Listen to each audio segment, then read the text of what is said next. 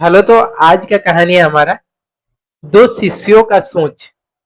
दो शिष्यों का सोच कैसे अलग अलग होता है वो हम आज इस कहानी में जानेंगे। तो एक ऋषि थे।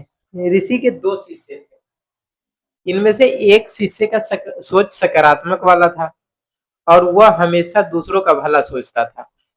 दूसरा बहुत नकारात्मक सोच रखता था और स्वभाव से बहुत क्रोधित था।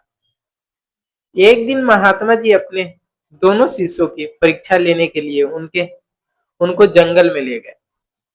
जंगल में एक आम का पेड़ था जिस पर बहुत सारे खट्टे मीठे आम लटके हुए थे। ऋषि ने पेड़ की ओर देखा और शिष्यों से कहा, इस पेड़ को ध्यान से देखो।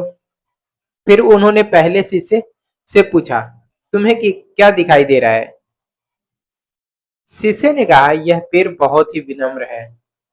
ऋषिवर, ये पेड़ बहुत विनम्र है।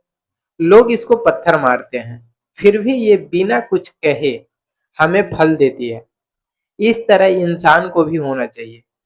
किसी भी परेशानी को विनम्रता, त्याग की स्वभाव की भावना नहीं छोड़नी चाहिए। किसी भी व्यक्ति को विनम्रता, परेशानी में भी विनम्रता, त्याग की भावना नहीं छोड़नी चाहिए।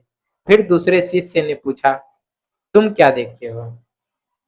तो दूसरा शिष्य ने क्रोधित होते हुए कहा, यह पेड़ बहुत ही धूर्त है ऋषिवर। बिना पत्थर मारे यह कभी फल देता ही नहीं। इससे फल लेने के लिए इसे मारना ही पड़ेगा। इसी तरह मनुष्य को भी अपने मतलब की चीजें दूसरों से छीन लेनी चाहिए। गुरु जी ने हंसते हुए पहले शिष्य की प्रशंसा की और दूसरे शिष्य से भी उससे कुछ सीखने के लिए कहा। इस कहानी का से हमें क्या शिक्षा मिलती है कि सकारात्मक सोच हमें सफलता देती है। अगर हम किसी मंजिल के बारे में पॉजिटिव थिंकिंग रखते हैं कि ये हमें मिलेगा, अगर हम इसके लिए मेहनत करेंगे तो ये हमें मिलेगा। अगर पहले से ही हम नकारात्मक सोच रखें कि ये हमसे होगा या नहीं होगा, ये एग्जाम हम पास कर पाएंगे या नहीं कर पाएंगे, तो ऐसी नकारात्मक सोच रखने से नकारात्मक भाव ही उत्पन्न होते हैं।